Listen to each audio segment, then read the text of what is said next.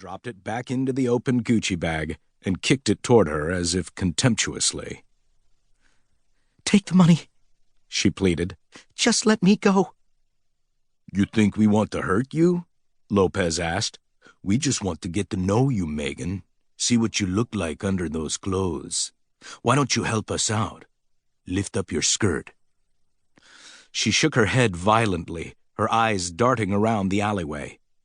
If she saw him, it didn't register on her face.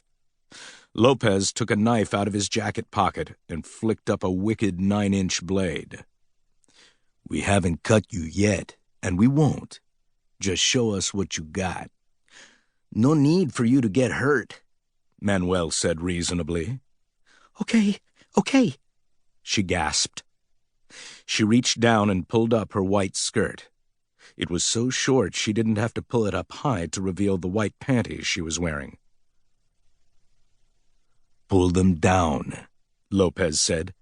"We want you to do it for us." She froze, her skirt hiked up, her hand trembling.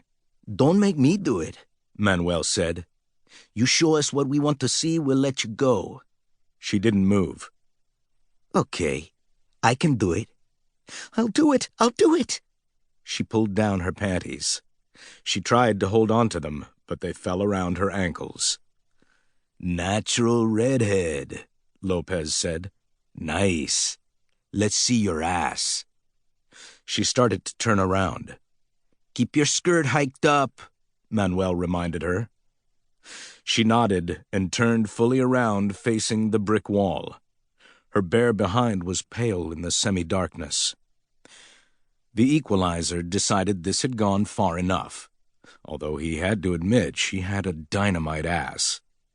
Megan turned back to face her attackers, leaned one hand down, still holding up her skirt with the other, to grab her panties. "We'll tell you when you can pull them up," Manuel said. "What do you think?" Lopez said. "Should we let her go?" "We'll fuck her first." That was the last thing Manuel said. The Equalizer sucker-punched him in the side of the head, then sank a fist into his gut.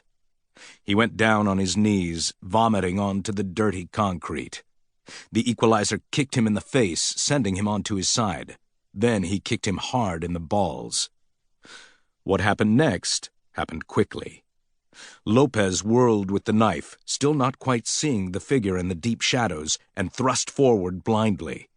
The Equalizer grabbed his wrist, avoiding the blade, wrenched it up and down, and broke his wrist. Lopez howled. The Equalizer brought him down with 3 blows to his face, breaking his nose, shattering his left cheekbone, knocking out some teeth. The gangbanger sprawled onto the ground. Megan pulled up her panties, dropped her skirt, knelt down, flailed a hand inside her Gucci bag, and came out with a mace spray in a Bianchi Elite pouch. Manuel had dragged himself up to his feet. Megan sprayed the mace right into his eyes. He screamed and went back down on his knees. Megan didn't wait to find out who her Good Samaritan was. She grabbed her Gucci bag, then kicked Manuel in the balls with the toe of her white pump. She pulled the shreds of her white shirt over her breasts and ran from the alleyway. Neither of the Latinos were getting up. The Equalizer knelt down beside Lopez, whose wrist hung like a marionette's with a string cut, and took something out of the pocket of his overcoat. It was a business card. On it was the graphic of a figure standing in an alleyway in front of a black Jaguar car, gun in hand, the New York City skyline behind him.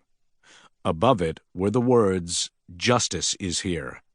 Beneath the silhouette of the figure were the words, "The Equalizer." He tucked the card into the breast pocket of Lopez's crimson shirt. Then he straightened and looked over at Manuel. Lopez and Manuel, a matching set of degenerates. But they didn't quite match. He regretted he hadn't broken Manuel's arm. He'd been the one who'd ripped Megan's blouse open and fondled her breasts. The Equalizer shrugged. What the hell? He knelt down beside Manuel, gripped his arm, and broke it in 2 places. He screamed, but didn't move. The Equalizer straightened again.